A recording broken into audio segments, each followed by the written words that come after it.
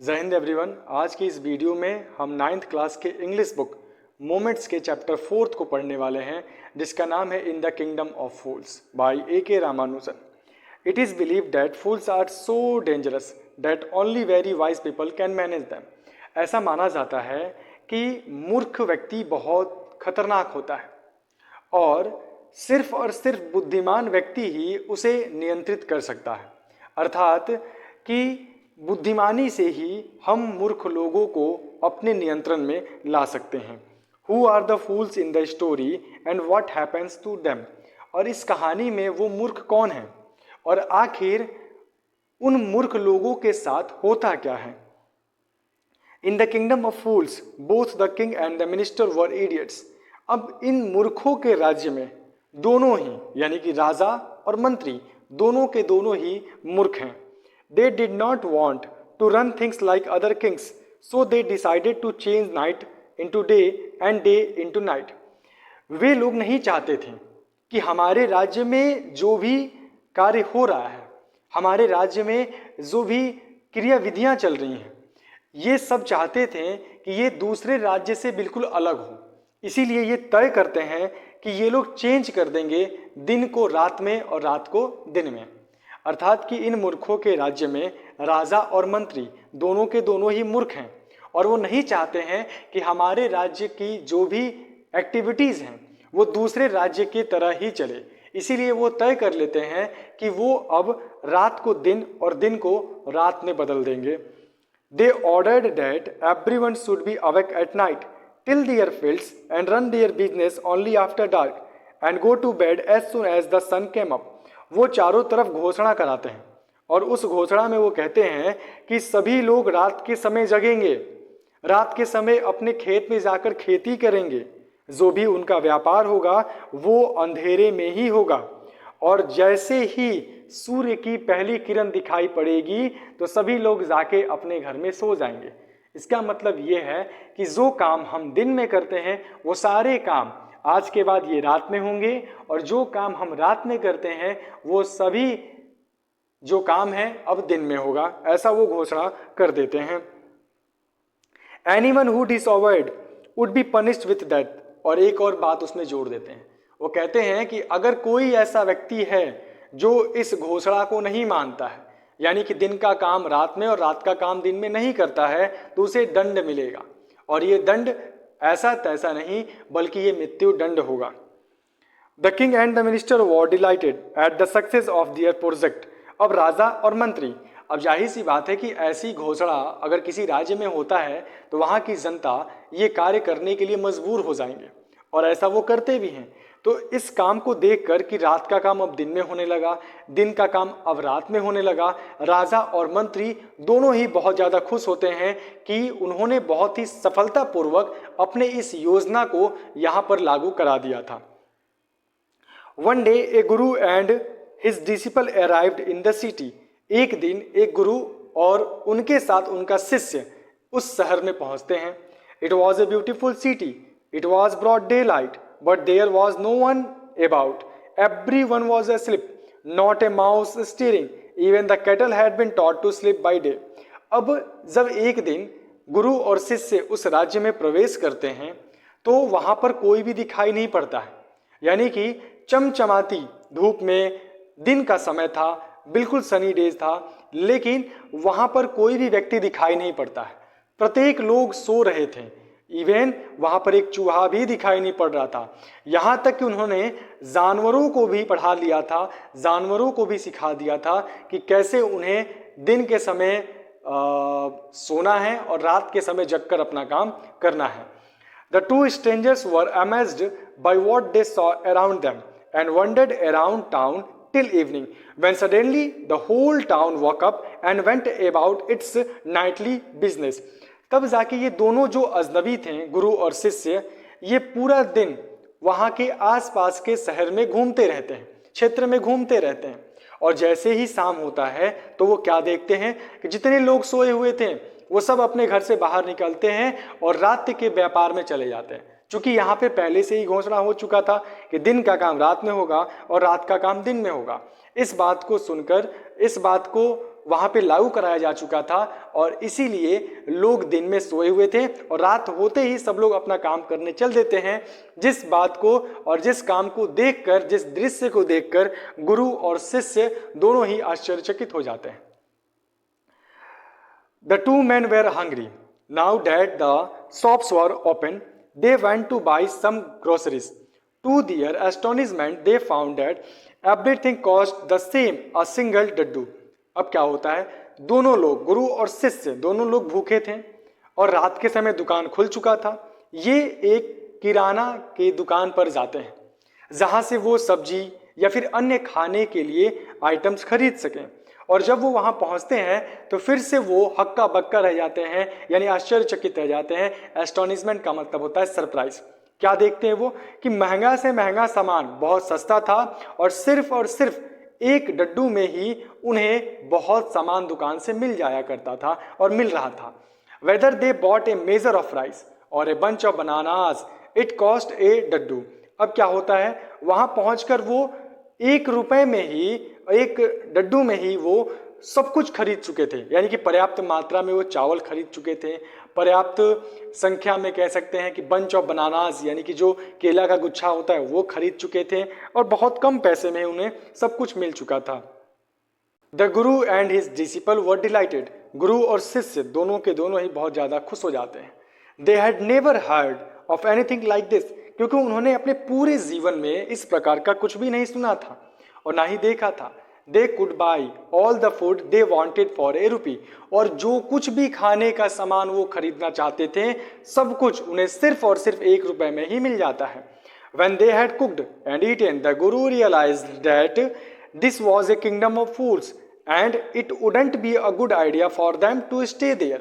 अब क्या होता है, जब गुरु और शिष्य भोजन पकाकर खा लेते हैं तो गुरु जी को ऐसा अनुभव होता है, वो समझ जाते हैं और बोलते हैं कि ये मूर्खों का राज्य है और कहीं ना कहीं उन दोनों के लिए यहाँ रहना खतरे से खाली नहीं है।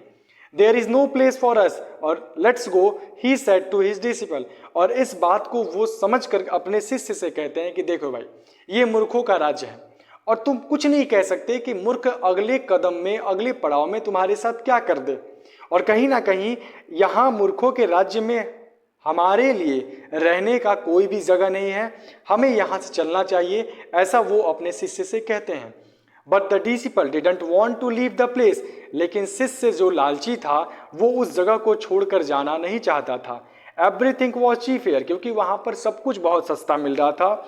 All he wanted was good cheap food.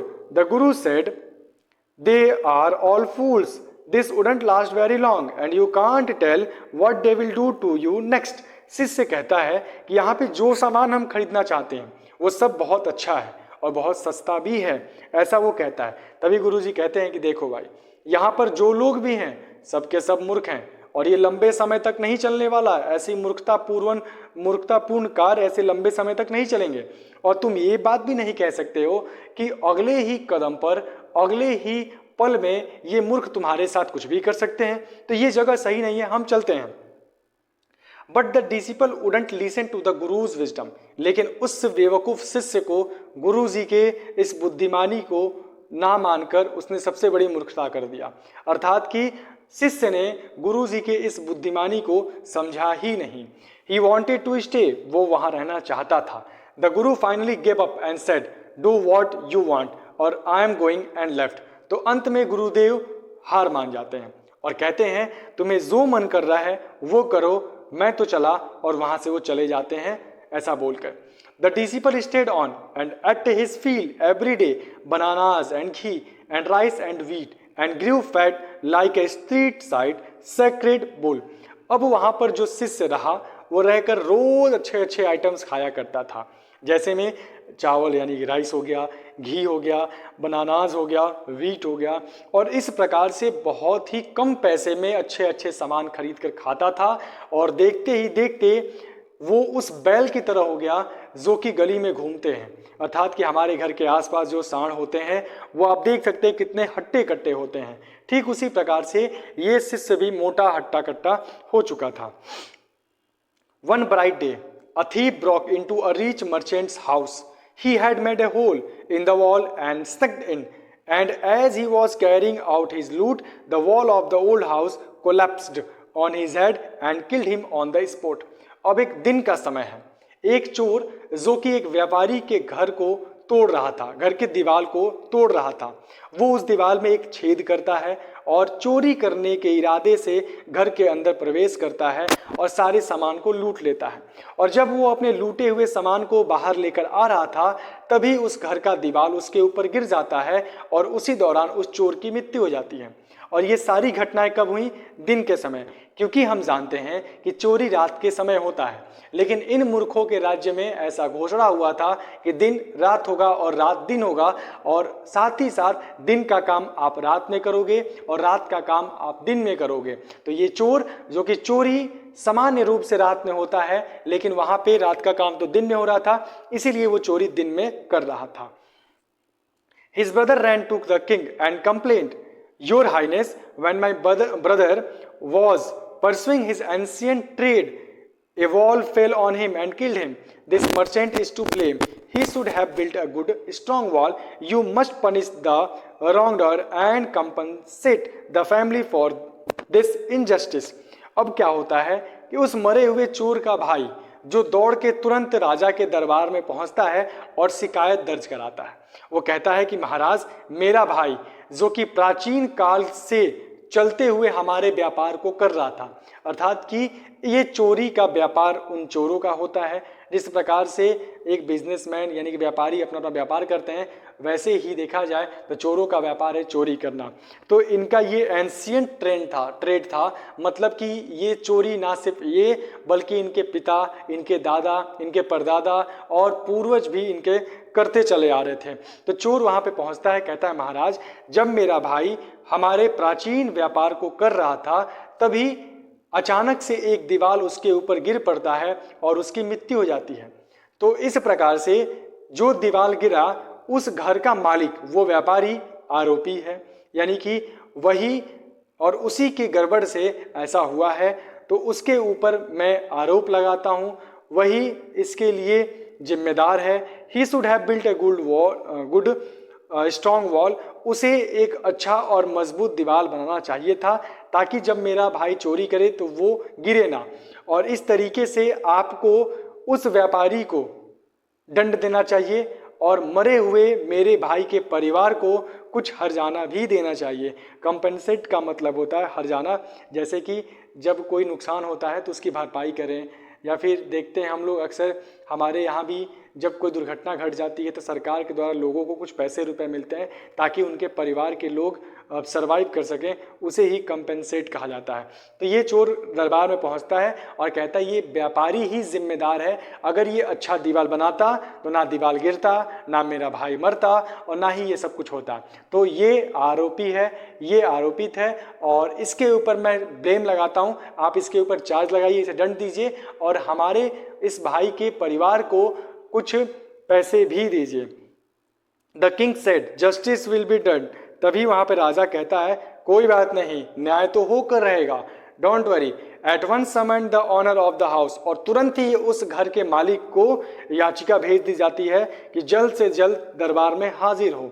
When the merchant arrived the king questioned him what's your name, such and such your highness. और जब उस दरबार में राजा पहुंचता है, नहीं, जब उस दरबार में व्यापारी पहुंचता है तो राजा उससे सवाल पूछते हैं तुम्हारा नाम क्या है। तो जो कुछ भी उसका नाम था वो अपना नाम बताता है। Were you at home when the dead man burgled your house. और फिर राजा पूछता है क्या तुम उस समय घर पे उपस्थित थे जिस वक्त इसका भाई यानी कि चोर तुम्हारे यहाँ चोरी कर रहा था। Yes my lord, he broke in and the wall was weak, it fell on him, the accused pleads guilty, your wall killed this man's brother, you have murdered a man, you have to punished, we have to punish you। अब क्या होता है, तब राजा कहता है कि क्या तुम अपने घर पे उपस्थित थे जब ये चोर अपना काम करने गया था। तो व्यापारी कहता है कि जी सरकार, मैं अपने घर पे ही था, वो मेरी दीवार में छेद करके अंदर से सामान को चुरा के लेके भाग रहा था, चूंकि दीवार कमजोर था उसके ऊपर गिर गया और वो मर गया। तब राजा कहता है कि इसका मतलब कि तुम ही जिम्मेदार हो, तुम ना दीवार खराब बनाते, ना दीवार गिरता, ना ये चोर मरता और ना ही ऐसा केस आता, तो इस हिसाब से तुम्हें दंड मिलेगा, ऐसा राजा कहते हैं। Lord, said the helpless merchant, I didn't put up the wall. It's really the fault of the man who built the wall. He didn't build it right. You should punish him. तो व्यापारी कहता है, हे महाराज, मैंने यहाँ पे कोई गलती नहीं किया. ये बात सही है कि वो दीवार मेरा है, लेकिन ये बात भी सही है कि मैंने तो उसे बनाना नहीं है. तो इसीलिए ये गलती उस व्यक्ति की है जिसने मेरा ये दीवार कमजोर बनाया. ना वो दीवार कमजोर बनाता, ना दीवार गिरता, ना ही ये चोर मरता, और ना मेरे ऊपर ऐसे चार्जेस लगते हैं. ऐसा वहां पे व्यापारी कहता है. ठीक है, आपको, मैं जानता हूं, वो कहता है कि आपको तो उस व्यक्ति को पनिशमेंट देना चाहिए जो कि इस खराब दीवार को बनाया था, इस कमजोर दीवार को. Who is that? राजा पूछते हैं, वो कौन है? My lord, this wall was built in my father's time. I know the man. He is an old man now. He lives nearby. तभी वो कहता है, मेरे भगवान, मैं जानता हूं कि ये दीवार जो है ये मेरे पिता के समय में बना है, और मैं ये भी जानता हूं कि किस व्यक्ति ने इस दीवार को पुराने समय में बनाया था. वो यही आसपास रहता है. आप उसे बुलाइए जो कि अब बुजुर्ग हो चुका है, और उसे ही सजा दीजिए. The king sent out messengers to bring in the bricklayer who had built the wall. They brought him tied hand and foot. तभी राजा अपने मैसेंजर को वहां भेजता है, कहता है, जाओ ब्रिक लेयर यानी कि उस मिस्त्री को उठाकर लेकर चले आओ. वो मिस्त्री जो कि बूढ़ा हो चुका था, बेचारे के हाथ पैर को बांधकर ये लोग दरबार में लेकर आते हैं. You there, did you build this man's wall in his father's time? तब राजा उससे पूछते हैं, क्या तुमने इस व्यापारी के पिता के समय में उनके इस दीवार को बनाया था? Yes, my lord, I did. तो वो ब्रिकलेयर कहता है, जी भगवान, मैंने ही बनाया था. भगवान का मतलब भगवान से नहीं है, भगवान का मतलब यहाँ पे उस राजा को संबोधित किया गया है. What kind of a wall is this that you built? It has fallen on a poor man and killed him. You have murdered him. We have to punish you by death. तो राजा कहता है कि तुमने किस प्रकार का दीवार बनाया? ये दीवार इस बेचारे व्यक्ति पर गिर गया, ये मर गया. तुमने एक व्यक्ति का खून किया है, और अब हम तुम्हें मृत्यु दंड देंगे. Before the king could order the execution, the poor bricklayer pleaded, please listen to me before you give your orders, my lord. It's true, I built this wall, and it was no good, but that was because of my mind was not on it. I remember very well a dancing girl who was going up and down that street all day with her anklets jingling, and I could not keep my eyes or my mind on the wall I was building. You must get that dancing girl. I know where she lives. तो इससे पहले कि राजा अपने उस फांसी के आदेश को order देते कि जाओ इसे मृत्यु दंड दे दो, उससे पहले ही वो बेचारा मिस्त्री गिड़गिड़ाना शुरू कर देता है. वो गिड़गिड़ाते हुए कहता है, हे महाराज, कृपया करके आप मेरी भी कुछ शब्दों पर ध्यान दें. वो कहता है, ये बात सत्य है कि मैंने ही इस दीवार को बनाया है, और ये बात भी सत्य है कि ये दीवार कमजोर बन चुका था, अच्छा नहीं बना था. लेकिन इसके पीछे का कारण क्या है ये तो जान लीजिए. इसके पीछे का कारण ये है कि मेरा ध्यान उस समय इस दीवार को बनाने पर नहीं था. मुझे अच्छे तरीके से याद है कि मैं जब दीवार बना रहा था तो वहां से एक डांसिंग गर्ल गुजरी, एक डांसिंग लड़की गुजरी, और उसके पैरों में पायल थे और वो पायल बज रहा था. तो इसमें मेरी गलती नहीं है. उसके पायल के उस छम छम की आवाज़ को सुनकर मेरा ध्यान उस डांसिंग गर्ल पे गया, और फिर मैं उसको देखने के चक्कर में इस दीवार को ढंग से ना बना पाया. अब यहाँ पे वो कहता है कि सर, गलती तो उस डांसिंग गर्ल की है ना. वो ना इस गली से होके गुजरती और ना ही इसके पायल बजते, ना इसके पायल बजते और ना मैं उसके तरफ ध्यान देता, ना दीवार खराब बनता, ना गिरता, ना ये चोर मरता, और ना ही मेरे ऊपर ऐसे चार्जेस लगते, और ना आपको परेशानी उठानी पड़ती. तो इस सब का जो वास्तविक जड़ है वो और कोई नहीं बल्कि वो डांसिंग गर्ल है. मैं जानता हूं वो कहाँ रहती है. You are right, the case depends. बात सही है, केस को आगे बढ़ाया जाता है. We must look into it. It is not easy to जज such a complicated case. Let's get that dancer wherever she is. तो राजा कहते हैं, बात तो सही है, हमें इस केस की छानबीन करनी चाहिए. हम जितना आसान समझ रहे हैं उतना आसान ये है नहीं. कोई बात नहीं, उस डांसर को बुला के लेकर आओ, जहां कहीं भी हो उसे ढूंढा जाए, ऐसा राजा आदेश देते हैं. The dancing girl now an old woman came trembling to the court. और वो जो नाचने वाली लड़की थी और वो बूढ़ी हो चुकी थी, कांपते हुए दरबार में आती है. Did you walk up and down that street many years ago while this poor man was building a wall? Did you see him? तो अब राजा पूछते हैं, क्या तुम आज से सालों पहले उस गली से होकर गुजर रही थी, आना जाना तुम्हारा लगा रहा था, और जब उस समय जब ये व्यक्ति दीवार बना रहा था, मतलब कि जब ये व्यक्ति उस दीवार को बना रहा था तो क्या तुम वहां से गुजर रही थी और तुमने इसे देखा था? Yes my lord, I remember it very well. तो वो भी कहती है, जी महाराज मैंने देखा था, मुझे अच्छे तरीके से याद है। So you did walk up and down with your anklet jingling, you were young and you distracted him so he built a bad wall. तो फिर राजा कहता है, देखो भाई, तुम वहां से अप एंड डाउन बार बार की हो, तुम्हारे पायल बज रहे थे, ये बुढ़ा मिस्त्री तुम्हारे तरफ देख के डिस्ट्रैक्ट हो गया, यानी आकर्षित हो गया, और इसके वजह से इसने खराब दीवार बना दिया जो कि इसके ऊपर गिर चुका है, बेचारे इस चोर के भाई के ऊपर, ये मर चुका है, अब तुम्हें सजा मिलेगी। It has fallen on a poor burglar and killed him, you have killed an innocent man, you will have to be punish.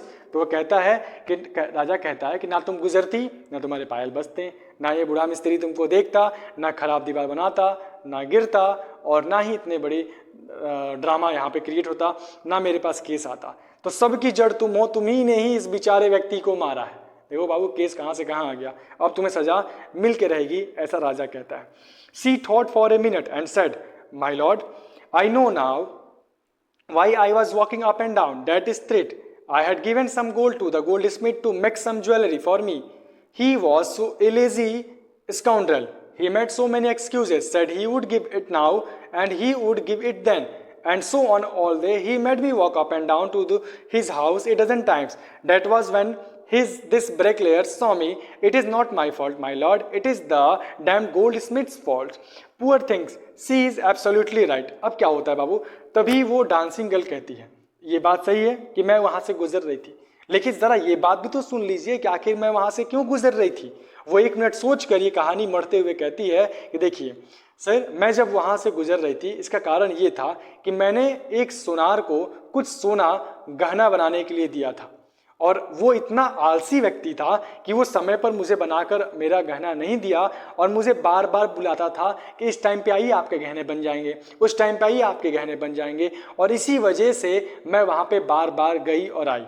अब जरा सोचिए आप, अब जब समय पर वो सुनार मुझे गहना बना के दे देता तो ना मुझे बार बार वहाँ पे जाना पड़ता, और मैं ना वहाँ बार बार जाती, ना ही मेरे पायल बजते, और ना जब मेरे पायल बजते तो ना ये मिस्त्री मुझे देखकर मेरी तरफ अट्रैक्ट होता, और ना ये अट्रैक्ट होता, ना इसका ध्यान भटकता, ना खराब दीवार बनता, ना इस चोर के ऊपर गिरता, और ना ही ये मरता। तो जाहिर सी बात है, आप तो समझ चुके होंगे भगवान कि इसमें मेरी गलती नहीं है, इसमें गलती तो उस गोल्ड स्मिथ यानी कि सुनार की है, जिसने मेरा गहना लेने के बावजूद भी मुझे समय पर गहना नहीं दिया था, और इतनी बड़ी समस्याएं खड़ी होंगी। Poor thing, she is absolutely right, thought the king, waving the evidence. We have got the real culprit at last. Get the goldsmith wherever he is hiding at once. उस डांसिंग गर्ल की कहानी को सुनने के बाद राजा सोचता है, समझता है, और कहता है कि आखिरकार हमने इस समस्या का समाधान निकाल लिया, अर्थात कि हमने वास्तविक अपराधी को पकड़ लिया, जो कि और कोई नहीं बल्कि एक सुनार है। और तुरंत ही वो आदेश देता है कि उस सुनार को पकड़कर इस दरबार में हाजिर कराया जाए। The king's bailiff searched for the goldsmith who was hiding in a corner of his shop. When he heard the accusation against him, he had his own story to tell. अब जो राज दरबार के न्यायालय में काम करने वाले कर्मचारी थे, वो तुरंत ही उस सुनार की तलाश में वहां से निकल पड़ते हैं, जो कि अपने दुकान के एक कोने में छिपा हुआ था। जैसे ही वो सुनार सुनता है कि मुझ पे एक आरोप लगा है, और उस आरोप को सुनते ही वो अपने दुकान के एक कोने में छिप जाता है और अपनी एक नई कहानी के बारे में सोचने लगता है कि जिस प्रकार से अन्य अपराधी जो कि कहानी सुनाकर बच चुके हैं, वैसे ही मैं भी किसी कहानी को सुनाकर बच जाऊं। My lord, he said, I am a poor goldsmith. It is true I made this dancer come many times to my door. I gave her excuses because I could not finish making her jewelry before I finished the rich merchant's order. They had a wedding coming and they wouldn't wait. You know how impatient rich men are. जैसे ही वो दरबार में पहुंचता है तो राजा को संबोधित करते हुए कहता है कि भगवान, ये बात सत्य है कि मैं एक गरीब गोल्ड स्मिथ यानी कि सुनार हूँ। ये बात भी सत्य है कि मैंने इस डांसिंग गर्ल को अपने यहाँ कई दफ़ा बुलाया था, क्योंकि मैं इसकी ज्वेलरी नहीं बना पाया था, और इसीलिए मैंने इसे बार बार अपने घर पे बुलाया। इसके पीछे का कारण ये है कि मैं बहुत सारा बहाना बनाया, और उस बहाने के पीछे का कारण ये है कि मेरे ऊपर बहुत सारी जिम्मेदारी थी। एक मर्चेंट व्यापारी था जिसके यहाँ उस समय शादी होने वाला था, और उसी शादी के लिए उस व्यापारी ने मुझे ज्वेलरी बनाने के लिए दिया था। और आप तो जानते ही हैं कि व्यापारियों के पास बिल्कुल धैर्य नहीं होता है, और उन्होंने मुझे इतना इन्फोर्स कर दिया, इतना दबाव डाल दिया कि मैं उनकी ज्वेलरी बनाने के चक्कर में डांसिंग गर्ल यानी कि इस डांसिंग गर्ल की ज्वेलरी नहीं बना पाया। और यही कारण है कि मैं बहाने बना बनाकर बार बार उसे इस टाइम पर तो कभी उस टाइम पर अपने यहाँ बुलाया करता था। तो ये गलती उस व्यापारी की है, ना वो मेरे ऊपर दबाव देता और ना ही इस प्रकार की समस्या होती। ना ज्वेलरी अगर टाइम पे बन गया होता तो ना मैं इसे बुलाता, ना ये बार बार आती, ना पायल बजते, ना ये ब्रिक लेयर अट्रैक्ट होता, ना खराब दीवार बनता, ना गिरता, और ये ना ये चूर मरता, ना इस प्रकार की समस्या उत्पन्न होती।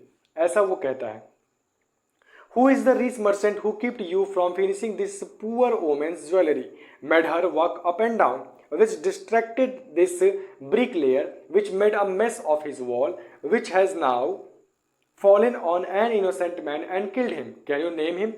तभी राजा कहता है, जल्दी से उस व्यापारी का नाम बताओ जिसकी वजह से तुम इस महिला का गहना नहीं बना पाए, और बार बार तुम्हें बहाना बनाकर इस महिला को अपने घर बुलाना पड़ा, जिसकी वजह से वो उस गली से गुजरती थी, इसके पायल बजे और उस झनकार ने इस ब्रिक लेयर को डिस्ट्रैक्ट कर दिया, इसने एक खराब दीवार बनाया, और जिसके गिरने की वजह से इस चोर की मृत्यु हो गई। जल्दी से तुम उसका नाम बताओ, ऐसा राजा कहता है। The goldsmith named the merchant and he was none other than the original owner of the house whose wall had fallen. तभी वो सुनार उस व्यापारी का नाम बताता है, और ये व्यापारी और कोई नहीं था बल्कि उस घर का ही मालिक था जिस घर का दीवार उस चोर के ऊपर गिरा था। Now justice had come full circle, thought the king back to the merchant, when he was rudely summoned back to the court he arrived crying, it wasn't me but my father who ordered the jewellery, he is dead, I am innocent. और तुरंत ही अब हम देख रहे हैं कि उसी व्यापारी के घर से कहानी शुरू हुआ समस्या, और फिर उसी व्यापारी के यहाँ आ गया। तो कुल मिला जुला के ये जो न्याय था ये फुल सर्कल में बदल चुका था, ये जस्टिस फुल सर्कल में हो चुका था, यानी कि जहां से शुरू हुआ अब वहीं पहुंच चुका था। राजा कुछ देर तक उस व्यापारी के बारे में सोचता है, और इस बार उसको बहुत ही रूडली समन भेजा जाता है, और उसे फिर से कोर्ट में बुलाया जाता है, न्यायालय में बुलाया जाता है। वो बेचारा व्यापारी यहाँ चिल्लाते हुए आता है, कहता है कि वो मैं नहीं था बल्कि मेरे पिताजी थे जिन्होंने की ज्वेलरी का ऑर्डर दिया था, जो कि अब मर चुके हैं। मैं तो बेकसूर हूँ सरकार, ऐसा वो कोर्ट में कहता है। But the king consulted his minister and ruled decisively, it's true your father is the true murderer, he is dead, but somebody must be punish in his place. तभी राजा अपने मंत्री से कुछ समय तक चर्चा करता है, और चर्चा करने के बाद कहता है, ये बात सत्य है कि वास्तविक जो कातिल हैं वो तुम्हारे पिता हैं जो कि मर चुके हैं, लेकिन किसी न किसी को तो उनकी जगह पर दंड मिलना चाहिए। You have inherited everything from that criminal father of yours, his riches as well as his sins. I knew at once, even when I first set eyes on you, that you were at the root of this horrible crime. You must die. तभी राजा कहता है, देखो तुम अपने पिता के वंशज हो, और जिस प्रकार से तुम्हारे पिता के पुण्य तुम्हारे ऊपर चले आए, तुमने अपने पिता के पुण्य को ले लिया, इस रिचनेस को तुमने ले लिया, ठीक उसी प्रकार से उनके पाप भी तुम्हारे ऊपर ही आएंगे। और मैंने तो तुम्हें देखकर ही समझ गया था मैं कि कहीं ना कहीं इस सारे फसाद के जड़ तुम ही हो, और तुम्हें इस हॉरिबल क्राइम के सबसे बड़े रूट हो, तो तुम्हें मरना होगा, ऐसा राजा कहता है। And he ordered a new stake to be made ready for the execution, as the servants sharpened the stick and got it ready for the final impaling of the criminal, it occurred to the minister that the rich merchant was somehow too thin to be properly executed on the stake. अब क्या होता है, राजा तुरंत आदेश देता है कि जल्दी से जल्दी फांसी का तख्ता तैयार किया जाए और इस व्यापारी को फांसी से लटका दिया जाए। और सब काम होता भी है। जैसे ही उसे फांसी देने वाले लोग तैयार हो जाते हैं और उसे फांसी देने के लिए ले जाते हैं, तो मंत्री क्या देखता है कि वह व्यापारी इतना पतला था कि वो सही तरीके से उस फांसी पे लटक नहीं पा रहा था। ये समस्या वहां पे उत्पन्न हो गई। He appealed to the king's common sense. The king too worried about it. और ये सूचना तुरंत राजा के पास पहुंच जाता है और राजा भी इसे सुनकर समस्या में पड़ जाते हैं।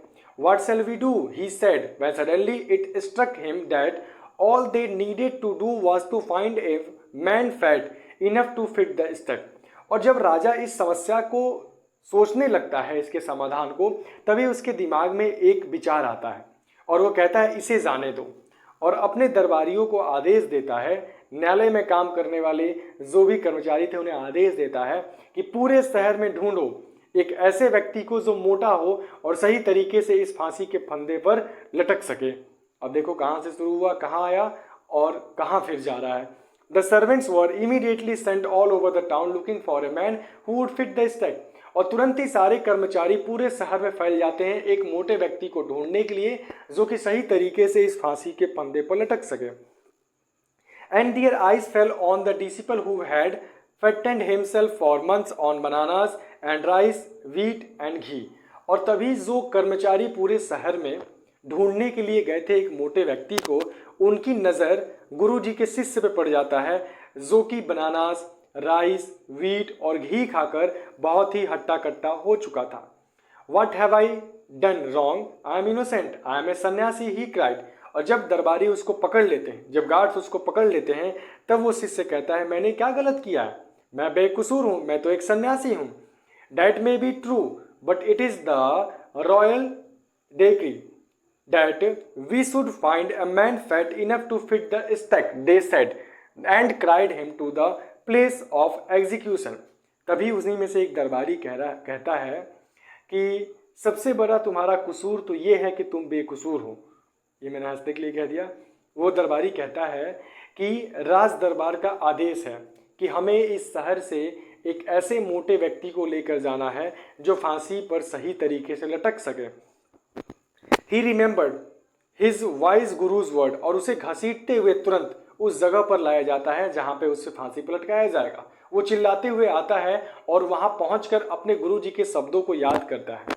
This is a city of fools. You don't know what they will do next. While he was waiting for that, he prayed to his guru in his heart, asking him to hear his cry wherever he was। और तभी वो अपने गुरु जी के शब्दों को याद करता है। उन्होंने क्या कहा था? उन्होंने कहा था ये मूर्खों का शहर है और तुम कुछ नहीं जानते हो कि ये मूर्ख तुम्हारे साथ अगले पड़ाव में क्या कर दे। और जब उसे फांसी पर लटकाने के लिए गार्ड्स उठाकर ले जाते हैं तो वो मनी मन अपने गुरु जी से प्रार्थना करता है कि वो जहाँ कहीं भी हैं कृपया उसके इस दर्द को, उसके इस समस्या को देखें और इसका समाधान भी निकालें। The Guru saw everything in a vision. He had a magic power. He could see for and he could see the future as he could see the present and the past। गुरु जी के पास कुछ जादुई शक्तियाँ थीं और उस जादुई शक्ति से गुरु जी सारे दृश्य को देख सकते थे। वो वर्तमान और भूत के समय को देखकर, यानी कि प्रेजेंट और पास्ट को देखकर वो फ्यूचर का अंदाजा भी लगा सकते थे। He arrived at once to save his disciple who had got himself into such a scrape through love of food। वो तुरंत ही अपने शिष्य को बचाने के लिए वहाँ प्रकट होते हैं जो कि अपने आप को तनिक भोजन के लालच में लाकर वहाँ पर फंसा चुका था।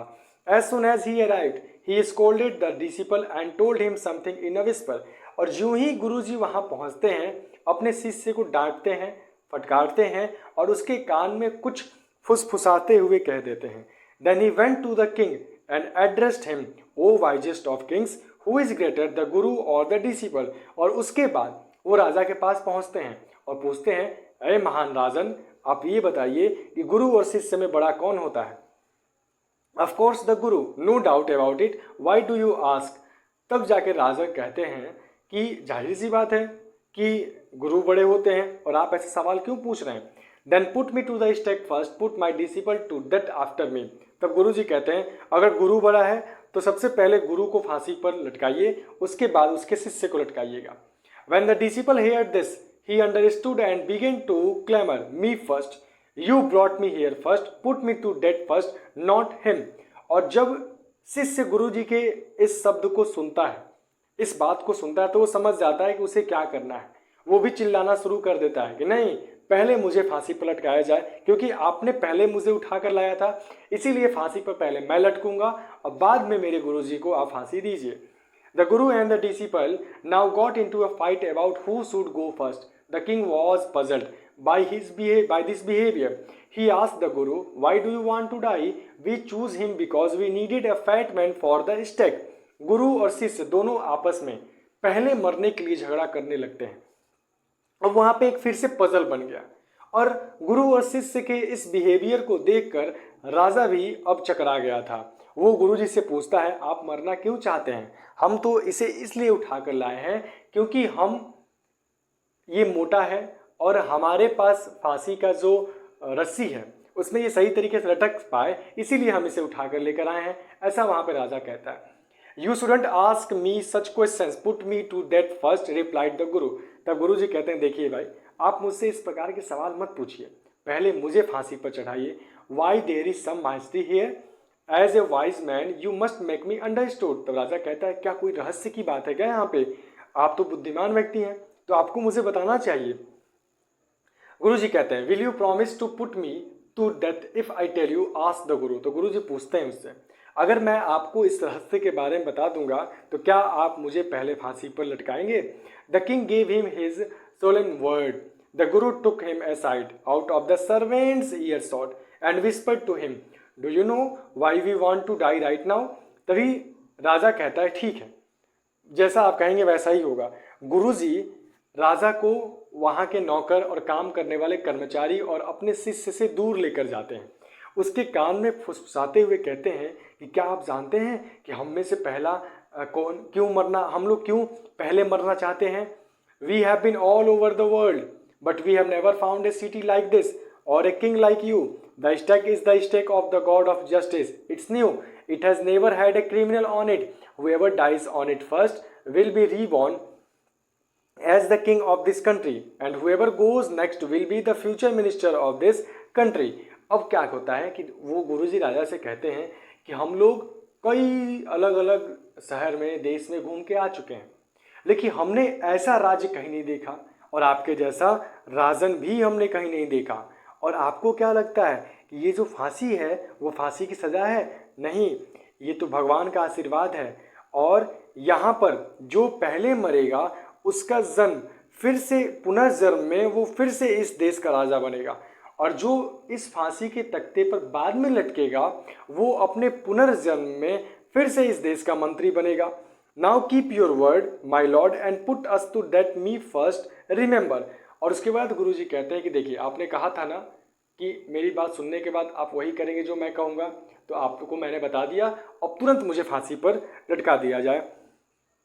The king was now thrown into deep thought. He didn't want to lose the kingdom to someone else in the next round of life. अब राजा सोच में डूब गया, क्योंकि वो नहीं चाहता था कि वो अगले जन्म में अपने राज्य को खो दे। He needed time. उसे समय की ज़रूरत थी। So he ordered the execution postponed to the next day and talk in secret with his minister. और तब जाके वो आदेश करता है कि ये जो फांसी देने की जो सज़ा मिल रही है इसे हम टाल देते हैं, इसे हम कल करेंगे। और तुरंत जाके गोपनीय तरीके से अपने मंत्री से बात करता है। It is not right for us to give over the kingdom to others in the next life. Let's go on the stake ourselves and we will reborn as king and minister again. Holy men do not tell lies, he said, and the minister agreed. राजा पहुंच के मंत्री से कहता है कि देखो, किसी भी कीमत पर हम अगले जन्म में इस राज्य को नहीं छोड़ने वाले हैं। अर्थात मैं ही राजा बनूंगा, तुम मंत्री बनोगे। चलो हम खुद को चल के पहले फांसी पर लटका देते हैं, ताकि हमारा जब पुनर्जन्म हो तो फिर से मैं राजा बनूं और तुम मंत्री बनो। और तुम्हें तो पता है कि जो साधु संत लोग होते हैं वो कभी झूठ नहीं बोलते हैं। मिनिस्टर भी सहमति देता है, हाँ बात तो सही है। So he told the executioners, we will send the criminals tonight. When the first man comes to you, put him to death first, then do the same to the second man. Those are my orders, don't make any mistake. और तब जाके, जिसे हम जल्लाद कहते हैं ना, जो फांसी पे लटकाते हैं, उन्हें जाके आदेश दिया जाता है कि देखो, आज रात हम अपराधियों को भेजेंगे और जब पहला अपराधी आएगा तो तुम उसे पहले फांसी पर लटका देना, और जब बाद में आएगा तो उसे बाद में लटका देना, और ध्यान रहे ये मेरा आदेश है, इसमें गड़बड़ी नहीं होनी चाहिए, ऐसा राजा कहता है। That night the king and the minister went secretly to the prison, released the guru and the disciple, disguised themselves as the two, and as arranged beforehand with loyal servants, were taken to the stake and promptly executed. अब उसी रात क्या होता है कि राजा और मंत्री दोनों गोपनीय तरीके से उस कारागार में पहुंचते हैं, उस जेल में पहुंचते हैं, और गुरु और शिष्य को वहां से भगा देते हैं और अपना रूप बदल के गुरु और शिष्य के जैसे अपने रूप को धारण कर लेते हैं, और फिर उस समय रात में जाते हैं, और आगे आपको पता होगा कि इनका काम तमाम हो जाता है। यानी कि वो जो जल्लाद था वो पहले राजा पहुंचता है तो उसे फांसी पर लटका देता है और बाद में मंत्री को। When the bodies were taken down to be thrown to crows and vultures, the people panicked. और जब दोनों शरीर को निकालकर बाहर की ओर फेंकने जाते हैं ताकि चील कौवे उसे खा जाए, तो वहां की जनता उस दोनों लाश को देखकर काफी भयभीत हो जाते हैं। They saw before them the dead bodies of the king and the minister. वो अपने सामने इस राज्य के राजा और मंत्री का लाश देख के डर जाते हैं। The city was in confusion. पूरा शहर अचंभित हो जाता है। All night they mourned and discussed the future of the kingdom. पूरी रात वो डिस्कस करते रहते हैं और बात करते रहते हैं कि आखिर इस राज्य के भविष्य का क्या होगा। Some people suddenly thought of the guru and the disciple and caught up with them as they were preparing to leave town unnoticed. और तभी कुछ लोगों के मन में विचार आता है गुरु और शिष्य के बारे में, और वो तुरंत ही जाते हैं और गुरु और शिष्य को पकड़ लेते हैं, क्योंकि गुरु और शिष्य बिना किसी को बताए उस राज्य को छोड़कर जाने की तैयारी करते हैं। तभी वो लोग वहां पहुंच जाते हैं। We people need a king and a minister, said someone. तभी उन्हीं में से एक व्यक्ति कहता है कि देखिए, हम लोगों को एक राजा और मंत्री की जरूरत है। Others agreed, और अन्य भी सहमति देते हैं कि हाँ भाई, हमें एक राजा और एक मंत्री की जरूरत है। They begged the guru and the disciple to be their king and their minister. वो तुरंत गुरु और शिष्य से आग्रह करते हैं कि वो यहाँ के राजा और मंत्री बन जाएं। It did not take many arguments to persuade the disciple, but it took longer to persuade the guru. उस शिष्य को विश्वास दिलाने में तनिक भी समय नहीं लगता है, लेकिन गुरु जी को मनाने में बहुत समय लगता है। यानी कि इतने बुरे तरीके से फंसने के बाद भी शिष्य का दिमाग अभी खुला नहीं था। They finally agreed to rule the kingdom of the foolish king and the silly minister on the condition that they could change all the old laws. और तभी क्या होता है कि वे लोग फाइनली यानी कि अंततः सहमति देते हैं कि वो इस मूर्खों के राज्य में मूर्ख राजा और मूर्ख मंत्री के जगह पर राजा और मंत्री तो बनेंगे, लेकिन उनका एक शर्त है, और वो शर्त ये है कि वो यहाँ के नियमों को बदलेंगे। सब लोग भाई कहते हैं कि हाँ, जो आप कहेंगे वो हमें मंजूर है। From then on night would again be night and day would again be day and you could get nothing for a डड्डू, it became like any other place. और उसके बाद से जब गुरु और शिष्य दोनों राजा मंत्री बन जाते हैं तो फिर से रात को रात कर दिया जाता है और दिन को दिन कर दिया जाता है। यहाँ तक कि जो बहुत ही कम एक डड्डू में सब लोग बहुत सारे सामान को खरीद पा रहे थे, उस नियम को भी बदल दिया जाता है। ये राज्य की क्रियाविधियाँ बिल्कुल उन सभी राज्य की तरह चलती हैं जो कि दूसरे राज्य में होता है। यानी कि जैसी एक्टिविटीज़ और जिस प्रकार का माहौल दूसरे किंगडम में था वैसा ही ये लोग यहाँ भी ला देते हैं। इसीलिए कहते हैं कि 100 मूर्ख दोस्तों से अच्छा है कि एक बुद्धिमान दुश्मन हो। अर्थात कि अगर आप कभी भी किसी मूर्ख व्यक्ति के साथ रहते हैं तो आप अपने मन में इस कहानी को उतारें और सीख लें। कोई नहीं कह सकता कि मूर्ख व्यक्ति आपके साथ कब क्या कर दे। यही इस कहानी का निष्कर्ष था, जिसमें हमें सीखने को मिलता है कि 100 मूर्खों के साथ रहने से अच्छा है कि एक बुद्धिमान के साथ रहें। 100 कुत्तों को पालने से अच्छा है कि एक शेर को पालें। That's all for today. Thank you. जय हिंद।